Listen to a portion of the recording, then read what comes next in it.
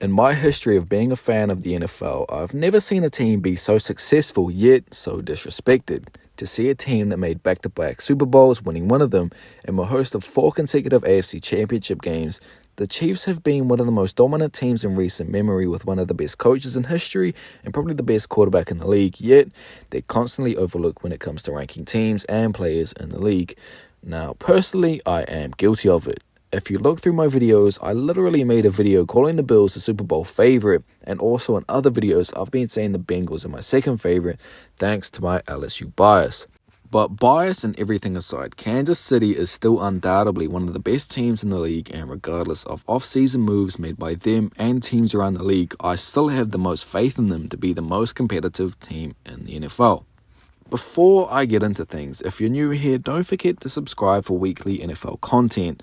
I also appreciate it if you like the video. It only takes 1 second, and simply liking the video helps the video perform in the YouTube algorithm. And follow me on Twitter, which I'll have linked below. So some of you watching might be thinking, well, the Chiefs aren't disrespected. What do you mean the media slobbers over them all season long? Well, first of all, no, I'm not a Chiefs fan. And second of all, there's a thing called a YouTube algorithm, and a spicy title like this definitely helps. And although that it is true that they get slobbered all season long, let's be real. It's deserved. Every off-season, we see the same nonsense with teams and players being ranked, and there's numerous teams that are constantly being called better thanks to their off-seasons. And quarterbacks get named the best in the league when they haven't done what Patrick has done. And as for these teams, a majority of these teams ranked ahead of them are all in their division.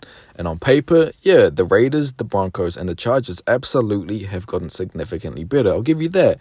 But to say that a Chiefs team that's only significant loss was Tyreek Hill, to say they're going to drop off a cliff is crazy if you're asking me. The Chiefs without Tyreek Hill and the Patrick Mahomes era are 4-1, and Pat has totals of 1,737 yards and with 8 touchdowns and only 1 interception. So if you're asking me, even though it's a small sample size, they're going to be fine. When it comes to Patrick, it really baffles me how the main argument when it comes to discrediting him is people saying, well, he got drafted into an already loaded team with an all-time great coach and some of the best weapons in the league and Tyreek Hill and Travis Kelce. If he didn't have them, he'd be terrible. Or the fact that the idea of some players and what they could potentially accomplish, like Josh Allen, Justin Herbert, and Joe Burrow, they all have all the potential in the world and have a great roster around them, but to say any of them are better after what they've brought to the table so far is a little silly if you're asking me. And to say that he's a product of his environment is such a bold thing to say. Like, just listen to yourself when you say that. Some players are best to be in great situations, but no matter who's on the team, they aren't guaranteed to be great. And yeah, it definitely helps he ended up in one of the best situations, sitting behind Alex Smith and having the weapons he had and the coach he has. He's lucky, but he still had to make the most of it. In Pat's first season as a starter, he threw for 5,000 yards and 50 touchdowns, winning MVP, and he hosted the AFC Championship with an all-time doo-doo defense that was a default offside away from a Super Bowl appearance. How many players can do that in their first season as a starter? Not many. After all this time in the league, Josh Allen hasn't done any of that except play in the AFC Championship game, yet he's constantly called the best quarterback, and outside of running, there's quite literally not much he can do better than Pat. There definitely has been a lot of players in history that have been drafted into pretty damn good situations, like Justin Herbert, for example, that had great starts into their careers, but nobody outside of Tom Brady has had the start Pat has had. He's a Super Bowl champion, a Super Bowl MVP, a one-time NFL MVP, a one-time NFL Offensive Player of the Year, a 2-time All-Pro member, and a multiple-time Pro Bowler, and one of only 2 players in NFL history to throw for 5,000 yards and 50 touchdowns, yet he still gets disrespected and seems to have to prove more. Make that make sense. This coming season without Tyreek, the offensive unit still is amazing. Replacing Tyreek with MVS, Juju, and Sky Moore, it definitely gives them a tough receiver room, and they still have that great line that was playing lights out last season thanks to Creed Humphrey and co. And they still have one of, if not the best tight ends in the league in Mr. Travis Kelce. But most importantly, they still have Andy Reid and Eric Bieniemy calling the shots.